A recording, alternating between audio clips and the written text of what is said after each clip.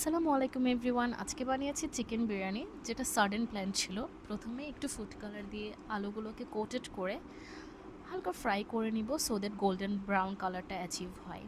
আলুতে food colour না দিলে গোল্ডেন ব্রাউন কালারটা বেসিক্যালি আসে না, তাই আপু এটা দিল।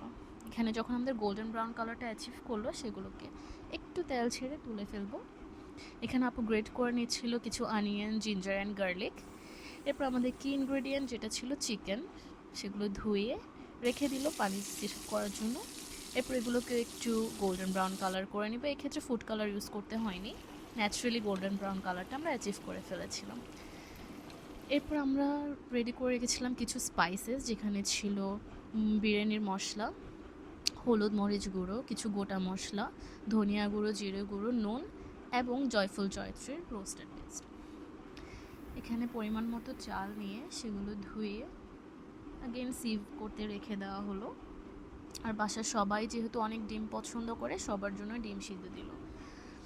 এরপর আই এম শোকেজিং অ্যাগেইন আমার স্পাইসেসগুলো।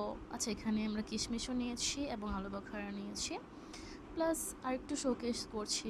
সব কিছু রেডি প্রোডাক্ট যেহেতু ছিল, আই লাভ বিং শোকেজিং। এখানে চিকেনগুলো দেখা যাচ্ছে অ্যান্ড আর কিং ইনগ্রেডিয়েন্ট যেটা potato, I love it. I almost forgot about chili paste, আর হচ্ছে আমাদের সাওয়ার ইয়োগার্ট নিয়েছিল, টক দই যেটা।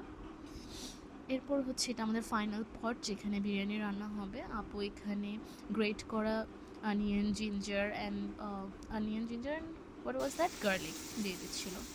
এরপর এখানে এগেন চিলি পেস্টটা দিয়ে দিবে, সাথে আমাদের আগের যে প্রিমেজার্ড করা স্পাইসেসগুলো ছিল, যেহেতু আগে থেকে পরিমাপ করা ছিল, সবগুলো একসাথে দিয়ে দিয়েছে আপু। অ্যাগেন এগুলো স্টির করবে। আমি আর আপু অনেক কথা বলছিলাম সাইড বাই সাইড। এখানে পাশে গরম পানি করছিল, কারণ ঠান্ডা পানি দিয়ে রান্না ভালো হবে না। এরপর হচ্ছে আপু এখানে চিকেনগুলো দিয়ে দিবে, চিকেন দিয়ে অ্যাগেন স্টির করবে, কারণ চিকেনের বডিতে স্পাইসেসগুলো আসতে হবে, যেটা আপু বলছিল। দেন হচ্ছে এগুলো একটু ভালো করে কুক হওয়ার জন্য আপু ঢাকনাটা দিয়ে দিল।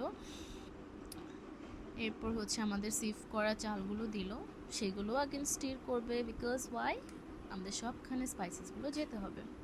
আজকে এত গরম ছিল অ্যান্ড আমাদেরও চিকেন বিরিয়ানি ক্রেভ করছিলাম, যার কারণে বানানো। এখানে কিশমিশ আর আলু বাখারা দিয়ে দিল।